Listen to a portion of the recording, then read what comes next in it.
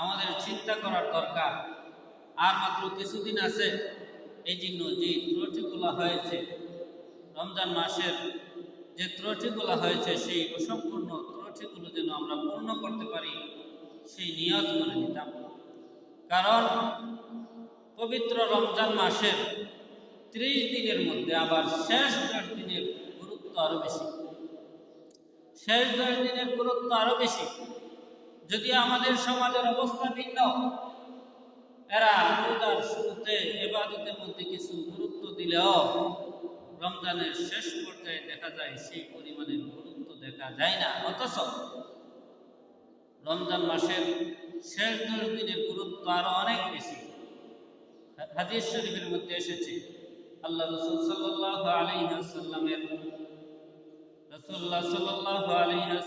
আমলের অবস্থা বর্ণনা করার জন্য উম্মুল মুমিনিন হযরত আয়েশা সিদ্দিকা রাদিয়াল্লাহু তাআলা আনহা বলেন, ইযা দাখালাল আশর শাত্তাল মিকজারা। উম্মুল মুমিনিন হযরত আয়েশা সিদ্দিকা রাদিয়াল্লাহু তাআলা আনহা বলেন, রমজান মাসের শেষ 10 দিন যখন আসতো, রমজান মাসের শেষ 10 দিন যখন প্রবেশ করত, আল্লাহ রাসূল সাল্লাল্লাহু আলাইহি ওয়াসাল্লাম শাত্তাল মিকজারা, তিনি তার লুঙ্গিকে শক্ত করে বাঁধতেন। কোমর শক্ত করে বাঁধলে শক্তি বৃদ্ধি পায়, কোমর শক্ত করে বাঁধলে শক্তি বৃদ্ধি পায়।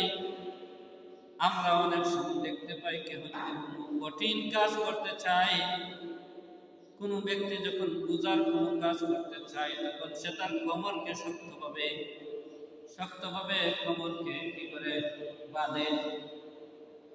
রাসূলুল্লাহ সাল্লাল্লাহু আলাইহি ওয়াসাল্লাম অনেক বেশি ইবাদত করার জন্য তিনি কোমরকে শক্ত করে বাঁধতেন। আল্লাহ রাসূল সাল্লাল্লাহু আলাইহি ওয়াসাল্লাম শক্ত করে কোমরকে বাঁধতেন। ওয়াহিয়া লাইলাহু, এবং রাত্রি জাগরণ করতেন। রাত্রি বেলায় জায়গা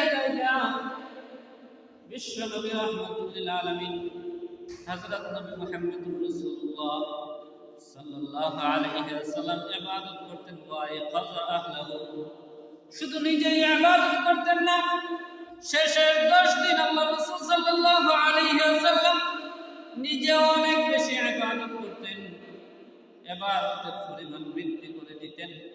আবার নিজের পরিবারের লোকদেরকেও জাগাইতেন, নিজের পরিবারের লোকদেরকেও জাগাইতেন, নিজের স্ত্রীদেরকেও জাগাইতেন, নিজের মেয়েদেরকেও জাগাইতেন, নিজের পরিবারের লোকদেরকেও জাগাইয়া করতেন এবং তাদেরকে বলতেন, রমজানের শেষ 10 দিনের আমল আল্লাহ রাব্বুল আলামিনের কাছে অত্যন্ত ফজিলতের বিষয়। এই জন্য তোমরা ওই রাত্রিগুলোকে জাগিয়া আল্লাহ রাব্বুল আলামিনের ইবাদত করো। যে রাহমাতুল আলামিন সাইয়্যিদুল মুরসালিন হযরত নবী মুহাম্মদুর রাসূলুল্লাহ সাল্লাল্লাহু আলাইহি ওয়াসাল্লাম সম্পর্কে আল্লাহ রাব্বুল আলামিন জানিয়ে দিয়েছেন, লিয়াগফিরা লাকাল্লাহু মা তাকাদ্দামা মিন যামবিকা ওয়া মা তাআখার। হে আমার হাবিব সাল্লাল্লাহু আলাইহি ওয়াসাল্লাম, আপনার পূর্ববর্তী এবং পরবর্তী সমস্ত অপরাধকে মাফ করে দেওয়া হয়েছে। আল্লাহ রাব্বুল আলামিন জানিয়ে দিলেন, হে আমার হাবিব সাল্লাল্লাহু আলাইহি ওয়াসাল্লাম, আপনার পূর্ববর্তী এবং পরবর্তী সমস্ত গুনাহগুলোকে আমি আল্লাহ রাব্বুল আলামিন ক্ষমা করে দিলাম।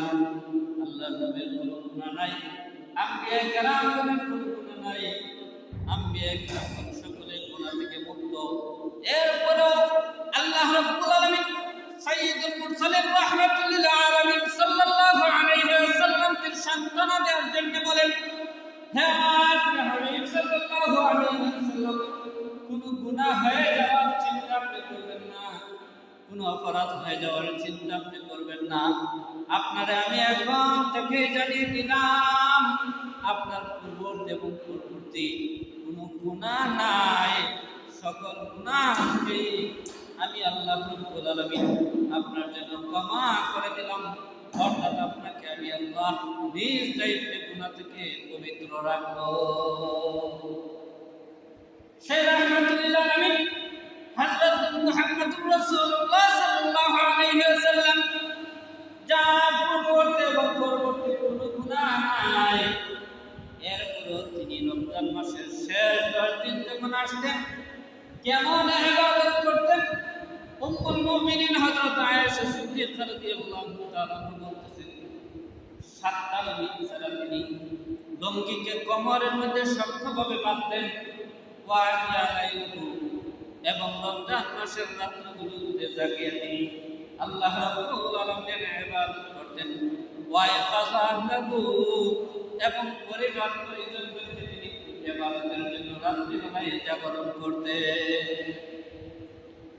রাসূলুল্লাহ সাল্লাল্লাহু আলাইহি ওয়াসাল্লামকে সাহাবায়ে কেরাম জিজ্ঞেস করলেন, ইয়া রাসূলুল্লাহ, ইয়া হাবিবাল্লাহ, আল্লাহ রাব্বুল আলামিন তো আপনার পূর্ববর্তী এবং পূর্ববর্তী সব কিছুকে মাফ করে দিয়েছেন, আপনি কেন এত বেশি নামাজ আদায় করেন, কোমরকে শক্তভাবে আপনি বাঁধেন, কেন আপনি ইবাদত করতে করতে আপনি পাগুলোকে ফুলিয়ে ফেলেন? আল্লাহ রাসূল বলেন, আফালা আকুনু আবদান শাকুরা, আমি কি আল্লাহ রাব্বুল আলামিনের শুকরগুজারি বান্দা হব না? আমি কি আল্লাহ রাব্বুল আলামিনের শুকরগুজারি বান্দা হব না? আল্লাহ রাব্বুল আলামিন আমাকে এত বেশি নিয়ামত দান করেছেন, এত নিয়ামত দান করেছেন, এই জন্য আমি আল্লাহ রাব্বুল আলামিনের শুকরগুজারি বান্দা হতে চাই। এই জন্য তিনি আল্লাহ রাব্বুল আলামিনের অনেক বেশি ইবাদত করতেন। এগুলো উম্মতের জন্য আল্লাহ রাসূল সাল্লাল্লাহু আলাইহি ওয়াসাল্লাম ইবাদত করতেন, উম্মতের শিক্ষার জন্য, উম্মতের দরদে ছিলেন। সাইয়্যিদুল মুরসালিন হযরত নবী মুহাম্মদুর রাসূলুল্লাহ সাল্লাল্লাহু আলাইহি ওয়াসাল্লাম। এই জন্য আমরা দেখতে পাই সমস্ত নবী রাসূলদের জন্য একটা দোয়া, যেটা আল্লাহ রাব্বুল আলামিনের নিকট করা হইলে আল্লাহ রাব্বুল আলামিন কবুল করেন। যে দোয়াকে দোয়া মুস্তাজাব বলা হয়, যে দোয়াটা আল্লাহ রাব্বুল আলামিনের নিকট করলে রাব্বুল আলামিন সেটা কবুল করেন। হযরত জিবরাইল আলাইহিস সালাতু ওয়াস সালাম আয়েশা বলতেছেন, ইয়া রাসূলুল্লাহ, ইয়া হাবিবাল্লাহ, সমস্ত নবী রাসূলগণের জন্য একটা দোয়া আছে, যে দোয়াটা আল্লাহ রাব্বুল আলামিনের নিকট করলে আল্লাহ রাব্বুল আলামিন কবুল করেন। ইয়া রাসূলুল্লাহ, আপনার জন্য সেই দোয়া কোনটি? আপনি আল্লাহ রাব্বুল আলামিনের কাছে একটা বিষয়ের জন্য দোয়া করতে পারবেন, যেটা আল্লাহ রাব্বুল আলামিন অবশ্যই আপনার জন্য কবুল করবে। সমস্ত নবী রাসূলগণ দুনিয়াতে সেই দোয়াটা করেছেন। আল্লাহ রাসূল সাল্লাল্লাহু আলাইহি ওয়াসাল্লাম সেই দোয়াটা অবশিষ্ট রেখে দিয়েছেন। তিনি বললেন, হে জিবরাইল, এই দোয়াটা আমি আমার উম্মতের জন্য রাখিয়া দিলাম। হাসরের ময়দানে যখন আমার গুনাহগার উম্মতেরা পেরেশান থাকবে, আমার গুনাহগার উম্মতেরা যখন পেরেশান থাকবে, গুনার জন্য হায় হুতাশ করবে, জাহান্নামের ফয়সালা হয়ে যাবে, আমি আল্লাহ রাব্বুল আলামিনের নিকট আমার গুনাহগার উম্মতের জন্য সুপারিশ করব। সেই দোয়াটা আল্লাহ রাব্বুল আলামিনের কাছে করব। আল্লাহ রাব্বুল আলামিন যেন আমার গুনাহগার উম্মতগুলোকে আল্লাহ রাব্বুল আলামিন যেন আমার গুনাহগার উম্মতগুলোকে জাহান্নাম থেকে মুক্তি করে আল্লাহ তাআলা আল্লাহ রাব্বুল আলামিন চিরস্থায়ী সুখের জায়গা জান্নাত দান করে। সেই দরদী নবী, সে মায়ার নবী, সে রাহমাতুল আলামিন নবী আমাদের জন্য কত কষ্ট করেছেন, কত দরদী ছিলেন। তা আমরা কি করি? আমরা তো সেই নবীর উম্মত, সেই নবীর উম্মত তো আমরা। কিন্তু আমরা কত মানুষ আছে মুসলমান কিন্তু রোজা রাখে না, পর্দার আড়ালে খাওয়া দাওয়া করে কিন্তু রোজা রাখে না। কিন্তু আমাদের জন্য আমাদের নবী সাইয়্যিদুল মুরসালিন রাহমাতুল আলামিন হযরত নবী মুহাম্মদুর রাসূলুল্লাহ সাল্লাল্লাহু আলাইহি ওয়াসাল্লাম কত দরদী ছিলেন। আমরা যদি শুধু এই কথাটা যে আমাদের নবী আমাদের জন্য কত কষ্ট করেছেন, আমাদের প্রতি কত দয়ালু ছিলেন, কত কষ্ট করেছেন, সেই নবীর দিকে যদি আমরা লক্ষ্য করতাম, আমাদের পক্ষে গুনার কাজ করা সম্ভব হতো না। এই জন্য রমজান মাস চলিয়া যাইতেছে, আমরা পরীক্ষার সময় দেখতে পাই, পরীক্ষার সময় কিন্তু 3 ঘন্টা থাকে। অনেক সময় দেখা যায় একটা প্রশ্নের উত্তর দিতে গিয়ে 2 ঘন্টা শেষ হয়ে যায়, 1.5 ঘন্টা 2 ঘন্টা শেষ হয়ে যায়। প্রশ্নের উত্তর দিতে হবে ঠিকঠাক কি করা হয়, শেষের 1 ঘন্টায় যেন অটোমেটিক বরকত হয়ে যায়। 2টা প্রশ্ন শেষে 1 ঘন্টায় দিয়ে দেওয়া যায়, শেষের 1 ঘন্টায় 1.5 ঘন্টায় দিয়ে দেওয়া যায়। পবিত্র রমজান মাস ইবাদতের মাস, ফজিলতপূর্ণ মাস। 20 দিন আমাদের থেকে চলে গেছে, হয়তো আমাদের ইবাদতে পবিত্রটি হয়েছে, তাও আজকে আমরা বেশি করতে পারি নাই। এই জন্য আমাদের এই অসম্পূর্ণ কাজগুলিকে আমরা এই 10 দিনের মধ্যে পূর্ণ করে নিতাম, শেষের 10 দিনকে পূর্ণ করে নিতাম। শেষের 10 দিনের মধ্যে আমরা আমাদের অসম্পূর্ণতাকে পূর্ণ করে দিতাম, ইবাদতের পরিধি আমরা বৃদ্ধি করে দিতাম, ইবাদত আরো অনেক বেশি বেশি করে করতাম। এই জন্য এই রমজান মাস শেষের 10 দিনের গুরুত্ব আলাদা। কেন শেষের 10 দিনের গুরুত্ব আলাদা? কারণ শেষের 10 দিন দুইটা ইবাদত আছে যা আল্লাহ রাব্বুল আলামিনের কাছে অত্যন্ত গ্রহণযোগ্য। এর মধ্যে একটা আমল আছে লাইলাতুল কদর, একটা আমল হলো লাইলাতুল কদর। লাইলাতুল কদরের গুরুত্ব কি? আল্লাহ রাব্বুল আলামিন সাইয়্যিদুল মুরসালিন রাহমাতুল লিল আলামিন হযরত মুহাম্মদুর রাসূলুল্লাহ সাল্লাল্লাহু আলাইহি ওয়াসাল্লামের উপর এই লাইলাতুল কদরের ফজিলত সম্পর্কে পবিত্র কোরআনের আয়াত নাযিল করেছেন। কেন তিনি আয়াত নাযিল করলেন? একবার তিনি সাহাবায়ে কেরামদের সামনে পূর্ববর্তী নবী রাসূলদের এবং নবীগণের উম্মতদের আলোচনা করতেছেন। তিনি বলেন, পূর্ববর্তী কোনো এক নবীর উম্মত 1000 বছর পর্যন্ত আল্লাহ রাব্বুল আলামিনের রাস্তায় জিহাদ করেছেন। সাহাবায়ে কেরাম আশ্চর্য হয়ে গেলেন। সাহাবায়ে কেরাম বললেন, ইয়া রাসূলুল্লাহ, ইয়া হাবিবাল্লাহ, পূর্ববর্তী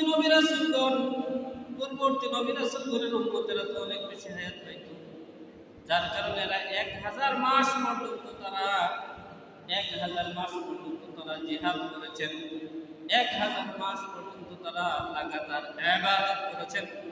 ইয়া রাসূলুল্লাহ, ইয়া হাবিবাল্লাহ, আপনার উম্মত তো এত বেশি হায়াত পাবে না, আপনার উম্মতের হায়াত তো 70 থেকে 80 বছর পর্যন্ত, এত হায়াত পাবে না। তাহলে পূর্ববর্তী উম্মতের চাইতে শ্রেষ্ঠ হবে কিভাবে? পূর্ববর্তী উম্মতের মতো তারা ইবাদত করবে কিভাবে? আল্লাহ রাসূল সাল্লাল্লাহু আলাইহি ওয়াসাল্লামের মনটা খারাপ হয়ে গেছে। ঠিকই তো, পূর্ববর্তী নবীর উম্মতরা 600-700 বছর পর্যন্ত হায়াত পাইতো, যার কারণে তারা অনেক বেশি ইবাদত করতে পারত। আমার উম্মতের হায়াত তো সীমিত, তিনি মন খারাপ করে ফেললেন। আল্লাহ রাসূলের মন খারাপ থাকবে, এটা আল্লাহ রাব্বুল আলামিন পছন্দ করবেননি। না, আল্লাহ রাসূলের মন খারাপ থাকবে, যতবারই আল্লাহ রাসূলের মন খারাপ হয়েছে ততবারই আল্লাহ রাব্বুল আলামিন রাসূলুল্লাহ সাল্লাল্লাহু আলাইহি ওয়াসাল্লামের উপর সান্ত্বনা বাণী দিয়েছেন। আল্লাহ তাআলা আল্লাহ রাব্বুল আলামিন সূরাতুল কদর তখন অবতীর্ণ করলেন। সূরাতুল কদর অবতীর্ণ করে আল্লাহ রাব্বুল আলামিন জানিয়ে দিলেন, আল্লাহ রাসূল বলতেছেন, হে আমার প্রিয় হাবিব সাল্লাল্লাহু আলাইহি ওয়াসাল্লাম, আপনি চিন্তিত হয়ে গেছেন, কিন্তু আপনি কি জানেন ওমা আদরাকা মা লাইলাতুল কদর?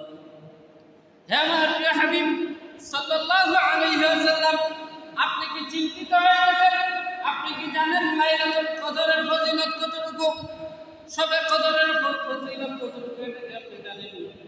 লাইলাতুল কদর খায়রুম মিন আলফি শাহর। লাইলাতুল কদরের একদিনের ইবাদত, লাইলাতুল কদরের এক রাতের ইবাদত আল্লাহ রাব্বুল আলামিনের কাছে 1000 মাসের চাইতে শ্রেষ্ঠ। এই লাইলাতুল কদরের এক রাতের ইবাদত, এক রাতে যে ব্যক্তি ইবাদত করবে, আল্লাহ রাব্বুল আলামিন, এটা হাদিস নয়, খবর ওয়াহিদ নয়, বা যায়িফ কোন হাদিস নয়, বরং পবিত্র কোরআনের আয়াত। অনেকে তো শবে বরাত স্বীকার করে, শবে বরাতের হাদিস আছে, পবিত্র কোরআনের শবে বরাতের আলোচনা নাই।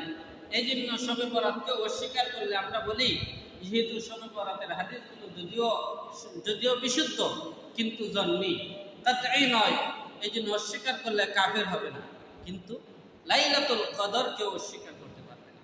লাইলাতুল কদরকে অস্বীকার করলে সে কাফের হয়ে যাবে। কেন কাফের হয়ে যাবে? কারণ লাইলাতুল কদরের আলোচনা আল্লাহ রাব্বুল আলামিন পবিত্র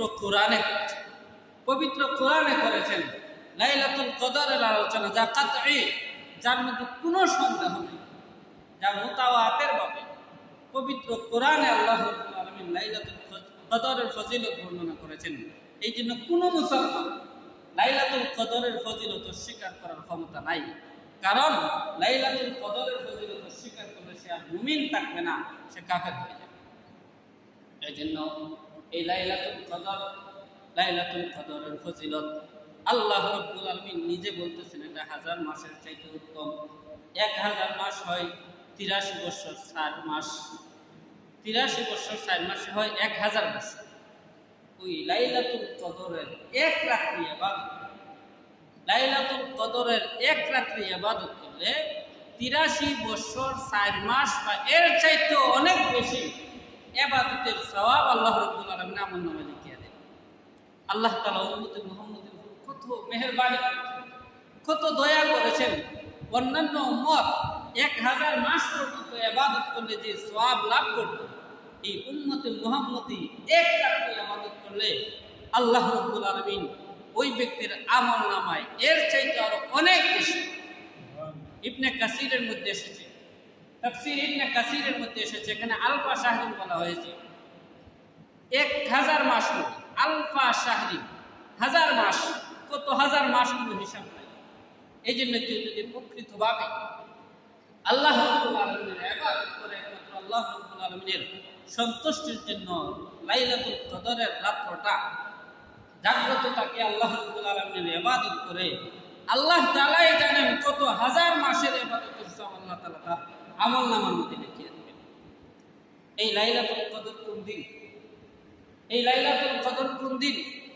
আল্লাহ রাব্বুল আলামিন সাইয়্যিদুল মুরসালিন হযরত নবী মুহাম্মদুর রাসূলুল্লাহ সাল্লাল্লাহু আলাইহি ওয়াসাল্লামকে জানিয়েছিলেন, কিন্তু এই লাইলাতুল কদরের সংবাদ জানানোর জন্য আল্লাহ রাসূল সাল্লাল্লাহু আলাইহি ওয়াসাল্লাম যখন সাহাবায়ে কেরামের নিকট আসতেছিলেন, সেই সময়ে দেখলেন দুই ব্যক্তি ঝগড়া করতে আছে, দুইজন লোক ঝগড়া করতে আছে। রাসূলুল্লাহ সাল্লাল্লাহু আলাইহি ওয়াসাল্লাম ওই দুই লোকের ঝগড়ার মীমাংসা করলেন, আর আল্লাহর পক্ষ থেকে লাইলাতুল কদরের নির্দিষ্ট রাতটাকে বলিয়ে দেওয়া হলো। এই জন্য এই যে ঝগড়া অত্যন্ত খারাপ একটা জিনিস। মানুষ ঝগড়া করে, কোনো একটা অজুহাত, কার সাথে খেয়ে ঝগড়া করতো, কারে খেয়ে গালি দিত, কার সাথে খেয়ে ঝগড়া করতো, মারামারি করতো, শুধু অজুহাত। কিন্তু ঝগড়া যে কত খারাপ জিনিস, এই হাদিসটা দেখলেই বোঝা যায় যে ঝগড়ার কারণে আল্লাহ রাব্বুল আলামিন সাইয়্যিদুল মুরসালিন হযরত নবী মুহাম্মদুর রাসূলুল্লাহ সাল্লাল্লাহু আলাইহি ওয়াসাল্লাম হতে লাইলাতুল কদরের নির্দিষ্ট রাতটাকে বলিয়ে দেওয়া হয়েছে। আল্লাহ রাসূল সাল্লাল্লাহু আলাইহি ওয়াসাল্লাম বলেন, এটার মধ্যেও কল্যাণ রয়েছে। কারণ যদি লাইলাতুল কদর নির্দিষ্ট থাকত, তাহলে হয়তো উম্মতেরা শুধু সেই রাতটাই ইবাদত করত, রমজানের অন্যান্য রাতগুলি ইবাদত করতো না। অথচ রমজান মাসের প্রতিটা রাত আল্লাহ রাব্বুল আলামিনের কাছে অনেক বেশি। এই জন্য আল্লাহ রাসূল সাল্লাল্লাহু আলাইহি ওয়াসাল্লাম রমজানের প্রথম 10 দিন ইতিকাফ করেছেন লাইলাতুল কদর পাওয়ার জন্য। কিন্তু বলা হইল যে না, আরো সামনে লাইলাতুল কদর। দ্বিতীয় 10 দিন তিনি ইতিকাফ করেছেন, বলা হইল যে না, লাইলাতুল কদর আরো সামনে। আল্লাহ রাসূল সাল্লাল্লাহু আলাইহি ওয়াসাল্লাম লাইলাতুল কদর লাভ করার জন্য রমজানের শেষ 10 দিন ইতিকাফ করেছেন। এই জন্য রাসূলুল্লাহ সাল্লাল্লাহু আলাইহি ওয়াসাল্লাম উম্মতদেরকে জানিয়ে দিয়েছেন, রমজান মাসের শেষ 10 দিন ইতিকাফ করেছেন। রমজান মাসের শেষ 10 দিনের মধ্যে কোনো একদিন লাইলাতুল কদর রয়েছে। এই জন্য লাইলাতুল কদর পেতে চাই, গুরুত্বপূর্ণ একটা আমল হলো ইতিকাফ। যারা ইতিকাফে বসে, যারা ইতিকাফের মধ্যে বসবে, এরা লাইলাতুল কদর পাবেই। কারণ মসজিদে যারা বসে, এরা কোনো গুনার কাজ করেনি, এরা কোনো গুনার কাজ করে না, এরা ইবাদত বেশি না করলেও কোনো গুনার কাজ করবে। এই জন্য ইতিকাফে বসলে লাইলাতুল কদর পাবে সে নিশ্চিত। আর লাইলাতুল কদরের একটা রাত পাইলে 83 বছর 4 মাস ইবাদত করার যে পরিমাণ সওয়াব, সেই পরিমাণ সওয়াব আল্লাহ তাআলা আমাদের লিখে দেন। এই জন্য আমরা 83 বছর 4 মাস বাঁচবো কি বাঁচবো না, কোনো গ্যারেন্টি আছে? কারো কোনো গ্যারেন্টি নাই। কারণ মানুষ 1 second, 2 second, 5 second, 1 minute, 10 minute, 1 বছর, 5 বছর, 10 বছর থেকে নিয়ে একবারও জুড়ে 100 বছর পর্যন্ত বাঁচতে পারে। এর চাইতে বেশি তো সাধারণত মানুষ আর দুনিয়াতে বেঁচে থাকে না। 84 বছর পর্যন্ত হায়াত পাওয়া একজন মানুষের জন্য কঠিন। আবার 84 বছর যদি হায়াত লাভ এরপরে 84 বছর কোনো মানুষ ইবাদত করেনি, 84 বছর তো ইবাদত করে না, 15 বছর তার চলে যায় নাবালেগ অবস্থাতেই। এরপরে আরো যে সময়টা আছে এই সময়টার অর্ধেক চলে যায় তার রাত্রিবেলায় ঘুমের মধ্যে, আবার অনেক সময় চলে যায় তার ব্যবসা বাণিজ্য, খেলাধুলা, হাঁটা চলায় বিভিন্নভাবে। এই জন্য আমরা হিসাব করলে দেখতে পাই মাত্র একজন মানুষ যারা ইবাদত করে এরাও 1 ঘন্টা 2 ঘন্টা 3 ঘন্টা করে সারাদিনে ইবাদত। কিন্তু লাইলাতুল কদরের একটা রাত্রে ইবাদত করলে সম্পূর্ণ 83 বছর 4 মাস পূর্ণ 24 ঘন্টা ইবাদত করলে যে সওয়াব হবে সেই সওয়াব আল্লাহ রাব্বুল আলামিনের ব্যক্তির আমলনামায় লিখিয়ে দেবেন। এই জন্য এই লাইলাতুল কদর যারা ইতিকাফে বসবেন পাইবেন, যারা ইতিকাফে বসবেন না এরাও যেহেতু আল্লাহ রাসূল সাল্লাল্লাহু আলাইহি ওয়াসাল্লাম যিনি সব ধরনের গুনাহ থেকে মুক্ত ছিলেন তিনিও সারা রাত জাগ্রত থাকতেন। ইযা শাদ্দাল মি'জারা ওয়া আহইয়া লাইলাহু ওয়া আইকাযা আহলাহু। আল্লাহ রাসূল সাল্লাল্লাহু আলাইহি ওয়াসাল্লাম ওই লাইলাতুল কদর লাভ করার জন্য রমজানের শেষ 10 দিন কোমর বাঁধতেন, লঙ্গি দ্বারা কোমর বাঁধতেন, সারা রাত্রি জাগ্রত থাকি আল্লাহ রাব্বুল আলামিনের ইবাদত করতেন। ওয়া আইকাযা আহলাহু এবং নিজের পরিবারের লোকদেরকে জাগাইয়া ইবাদত করতেন। এই জন্য আমরা এত ফজিলত লাভ করতে গেলে অবশ্যই আমাদের এই রমজানের শেষ 10 দিন ইবাদতের পরিমাণ বৃদ্ধি করে দিতাম। 20 দিন যা গেছে গেছে, যা ইবাদত করছি তো করছি, যা অসম্পূর্ণতা করছি তো করছি, এখন আল্লাহ রাব্বুল আলামিনের কাছে আমরা আমাদের ইবাদতের পরিমাণ বৃদ্ধি করে দিতাম যে আল্লাহ রাব্বুল আলামিন আর মাত্র 10টা দিন আছে, আল্লাহ আমাদের গুনাহগুলোকে ক্ষমা করে দেন, আমাদেরকে হতভাগাদের দলে শামিল করবেন না, আল্লাহ আমাদের গুনাহগুলোকে মাফ করবেন। এই জন্য রমজান মাসে আমরা ইবাদত করতে পারলে আমাদের গুনাহগুলো তো মাফ হবে, আর গুনার জায়গায় আল্লাহ রাব্বুল আলামিন নেকি দ্বারা ভরপুর করবেন। যে কায়াউমিন ওয়ালাদাতহু উম্মুহু, একটা শিশু বাচ্চা আজকে জন্মগ্রহণ করছে, ওই শিশু বাচ্চাটা যেভাবে নিষ্পাপ, কবিরা গুনাহ নাই, সগীরা গুনাহ নাই, পবিত্র রমজান মাসে আল্লাহ রাব্বুল আলামিনের ইবাদত করতে পারলে আল্লাহ রাব্বুল আলামিন ওই ব্যক্তিকে ওই শিশু বাচ্চার মতো নিষ্পাপ বানিয়ে দেন। এবং আরো ইবাদত করতে পারলে লাইলাতুল কদর পাইলে আল্লাহ রাব্বুল আলামিন ওই ব্যক্তির আমলনামায় নেকি দ্বারা ভরপুর করে দেন। এই জন্য ইতিকাফের আরো অনেক ফজিলত আছে। আল্লাহ রাসূল সাল্লাল্লাহু আলাইহি ওয়াসাল্লাম বলেন, মানে ইতিকাফা আশরা রমজান কানা কাহাজ্জাতাইনি ওয়া উমরাতাইনি। আল্লাহ রাসূল সাল্লাল্লাহু আলাইহি ওয়াসাল্লাম বলতেছেন, যে ব্যক্তি রমজান মাসের 10 দিন ইতিকাফ করবে আল্লাহ রাব্বুল আলামিন ওই ব্যক্তির আমলনামায় 2টা হজ আর 2টা উমরার সমপরিমাণ সওয়াব দান করবেন। 2টা হজ 2টা উমরা। আমরা যদি হজ করি, উমরা করি, অনেক মানুষের আশা থাকে যে আমি হজ করলে মানুষের আমাকে হাজী সাহেব বলবে, মানুষের আমাকে হাজী সাহেব বলবে, আলহাজ বলবে, মানুষের আমার সুনাম করবে। এই নিয়তে হজ করলে হজ কবুল হইব নি? হজ কবুল হইব না। আমি যে হজে গেলাম, আমি যে উমরার মধ্যে যাইতেছি, আমার বিশুদ্ধ নিয়ত আছে কিনা এটার কোনো গ্যারান্টি নাই। আমার হজটা আল্লাহ রাব্বুল আলামিনের কাছে কবুল হয়েছে কিনা সেটার কোনো গ্যারান্টি নাই। আমার উমরাটা আল্লাহ রাব্বুল আলামিনের কাছে কবুল হয়েছে কিনা কোনো গ্যারান্টি নাই। কিন্তু পবিত্র রমজান মাসের শেষ 10 দিন যে ব্যক্তি একমাত্র আল্লাহ রাব্বুল আলামিনকে সন্তুষ্ট করার জন্য ইতিকাফের মধ্যে বসবে, আল্লাহ রাব্বুল আলামিন ওই ব্যক্তির আমলনামায় 2টা কবুল হজ এবং 2টা কবুল উমরার সওয়াব লিখিয়ে দেবেন। এই জন্য ইতিকাফের অনেক সবার হাদিসের মধ্যে আসছে, আল্লাহ রাসূল সাল্লাল্লাহু আলাইহি ওয়াসাল্লাম বলেন, যে ব্যক্তি একদিন ইতিকাফ, একদিন নফলে ইতিকাফ করবে, আল্লাহ রাব্বুল আলামিন ওই ব্যক্তি থেকে জাহান্নামের আগুনকে 1 খন্দক দূরে, অর্থাৎ 3 খন্দক দূরে নিক্ষেপ করবে।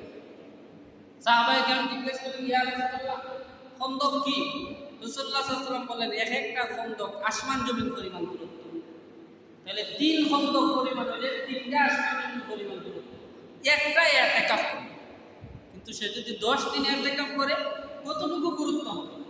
এই জন্য রমজান মাসের ইতিকাফ অত্যন্ত গুরুত্বপূর্ণ একটা আমল। আল্লাহ রাসূল সাল্লাল্লাহু আলাইহি ওয়াসাল্লাম প্রতি বছর ইতিকাফ, কোন বছর ইতিকাফ ছাড়েন না, কোন বছর আল্লাহ রাসূল সাল্লাল্লাহু আলাইহি ওয়াসাল্লাম ইতিকাফ ছাড়েন না। 1 বছর তিনি জিহাদের প্রয়োজনে, উজরের কারণে এতেকাফ করতে পারছিলেন না। এই জন্য তিনি কি করলেন, তিনি ওনার পরবর্তী বছর তিনি ওই এতেকাফের জন্য কাজা হিসাবে পরবর্তী বছর তিনি 20 দিন এতেকাফ করেছেন। এই জন্য এতেকাফিরা রাসূলুল্লাহ সাল্লাল্লাহু আলাইহি ওয়াসাল্লামের অত্যন্ত গুরুত্বপূর্ণ একটা আমল। আর আল্লাহ রাসূল সাল্লাল্লাহু আলাইহি ওয়াসাল্লামের আমলের চাইতে, আল্লাহ রাসূলের আদর্শের চাইতে সুন্দর কোনো আদর্শ হতে পারে? আমরা তো অনেকে মনে করি যে দুনিয়ার কত মানুষের, দুনিয়ার নেতা, দুনিয়ার নায়কের, দুনিয়ার ফুটবলারের আদর্শ, কিন্তু ওই ফুটবলার, ওই নায়ক, নেতা, এগুলার আদর্শ হলো নাপাক। আল্লাহ রাসূল সাল্লাল্লাহু আলাইহি ওয়াসাল্লামের আদর্শ হলো পবিত্র, একমাত্র রাহমাতুল লিল আলামিন সাল্লাল্লাহু আলাইহি আদর্শ পবিত্র। আল্লাহ রাসূল সাল্লাল্লাহু আলাইহি ওয়াসাল্লামের আদর্শের চাইতে পবিত্র কোনো আদর্শ আর হতে পারে না। এই জন্য রাহমাতুল লিল আলামিন মুহাম্মদুর রাসূলুল্লাহ সাল্লাল্লাহু আলাইহি ওয়াসাল্লামের আদর্শই হচ্ছে আমাদের জন্য অনুসরণীয়। আল্লাহ রাসূল সাল্লাল্লাহু আলাইহি ওয়াসাল্লাম প্রত্যেক বছর ইতিকাফ করতেন। এই জন্য এই ইতিকাফ শেষের 10 দিন যে কোনো একজন করাই লাগে মসজিদে, আর নাইলে সকলের গুনাহ। ইতিকাফে যারা বসবেন এরা শুধুমাত্র প্রয়োজনীয় কাজ, শুধুমাত্র জরুরি কাজ, যেটা না করলে নয়, এবং আবশ্যকীয় কাজে মসজিদ থেকে বের হতে পারবে, এছাড়া অন্য কোনো কাজে বের হতে পারবে না। কেন? কারণ যারা ইতিকাফে বসে, ইতিকাফে কেন বসে? কারণ ইতিকাফে বসে মানুষ কাতুল আলায়াতি মাল খালায়াতি। ইতিকাফ হলো দুনিয়ার সব ধরনের সম্পর্ক থেকে নিজেকে বিচ্ছিন্ন করে একমাত্র রব্বুল আলামিনের রাজামন্দির জন্য মসজিদে চলে আসা। আমরা অনেক সময় দেখতে পাই কারোর সাথে কেউ যদি খারাপ আচরণ করে, বিয়াদবি করে, কি করে সে? প্রথমে সে ক্ষমা চায়, ক্ষমা যদি না দিয়ে কি করে? ওই ব্যক্তি ঘরে গিয়া হাওয়া ধরে, ঘরে গিয়ে হাওয়া ধরে না, হাওয়া ধরে। আচ্ছা, ঘরে গিয়া যদি কারো হাওয়া ধরে, মাফ না করে পারবো?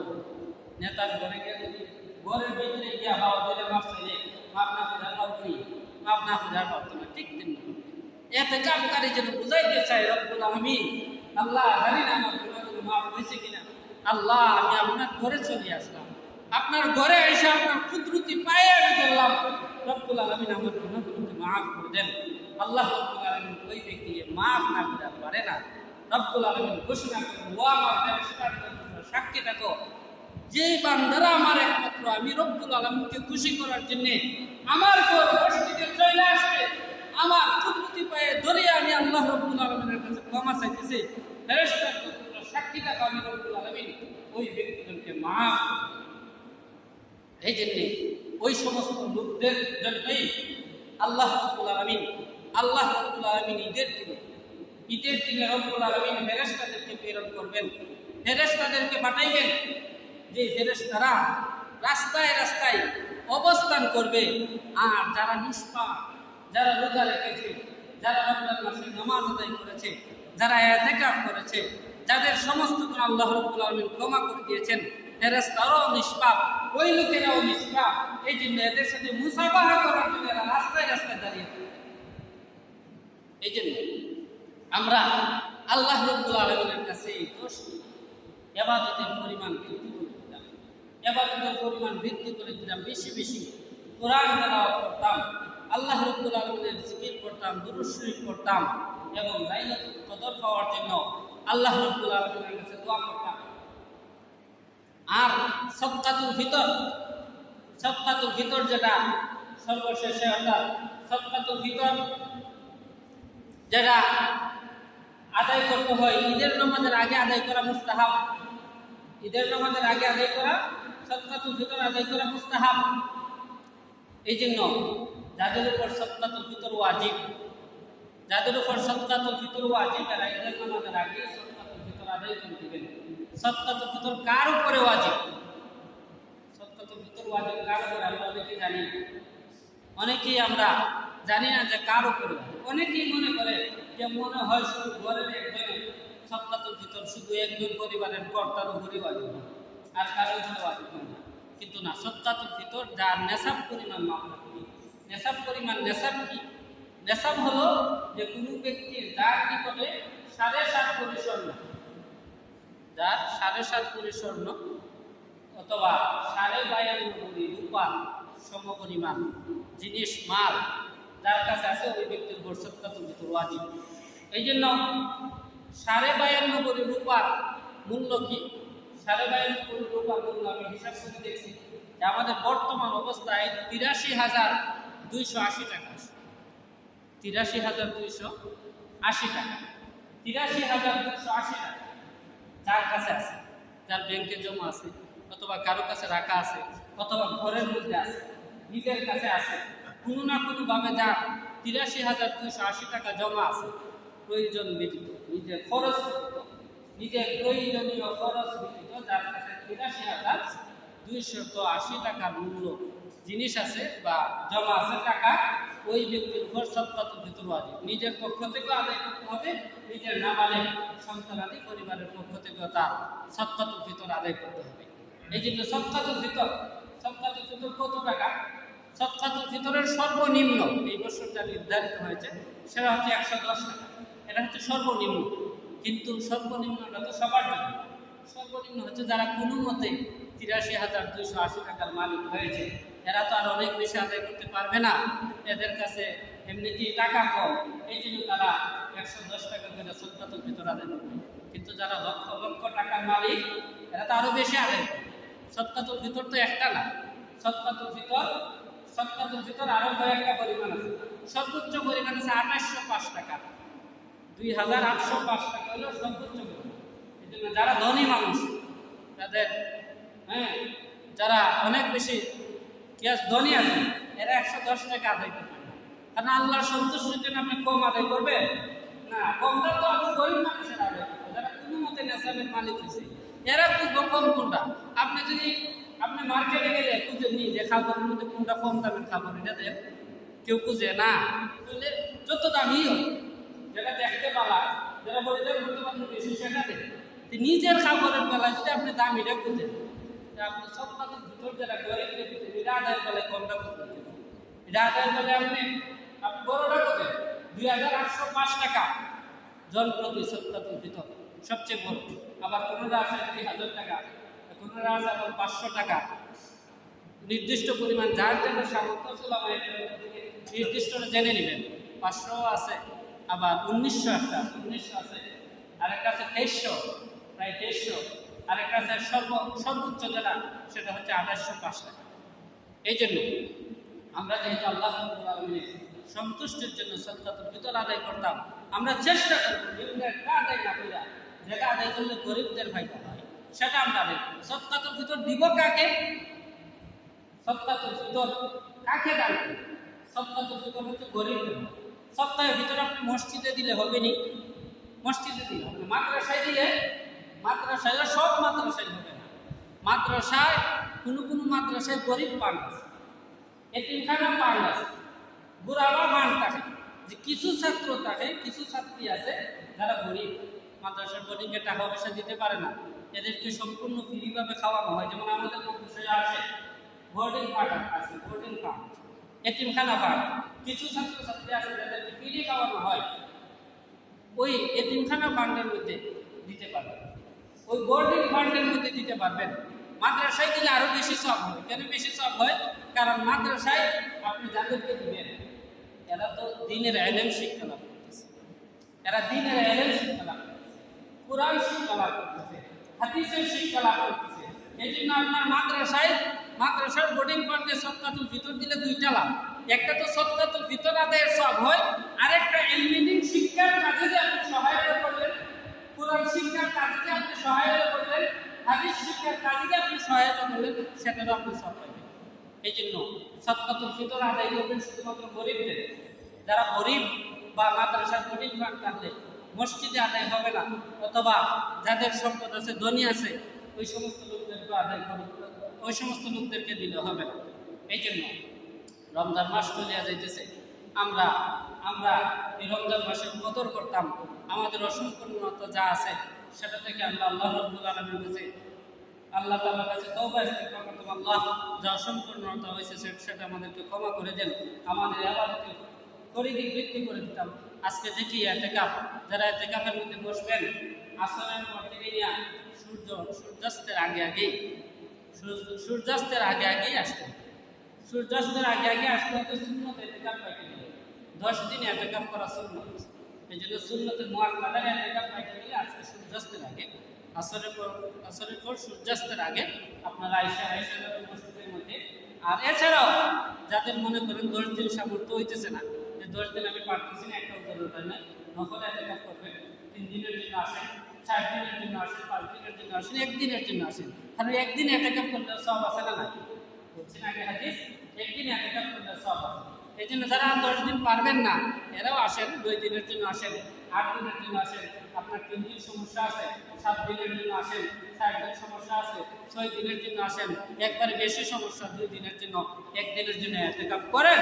রব্বুল আলামিন আপনার অন্তর দেখবেন, আল্লাহ রব্বুল আলামিন আপনার অন্তর দেখবেন। পরিষ্কার অন্তর থাকলে আল্লাহ রব্বুল আলামিন আপনার অন্তর দেখে আপনার জিন্দেগীর সমস্ত গুনাহ মাফ করে দিবেন। আল্লাহ রব্বুল আলামিন আমাদের সবাইকে যেভাবে চললে রব্বুল আলামিন খুশি হন, আল্লাহ রাসূল সাল্লাল্লাহু আলাইহি ওয়াসাল্লাম খুশি হন, সেভাবে চলার তৌফিক দান করুন। আমিন। ওয়া আখিরু দাওয়ানা আলহামদুলিল্লাহি রাব্বিল আলামিন। সাল্লাল্লাহু আলাইহি ওয়া সাল্লাম ওয়া আলা আলিহি ওয়া সাহবিহি তাসলিমা। আল্লাহুম্মা সাল্লি আলা মুহাম্মাদিন। 500 টাকা হইল অপারেটর আমি, আর বাকি 200 আমার বিচার চিন্তা হলো 1400 হইল বিচার, আর 500 হইল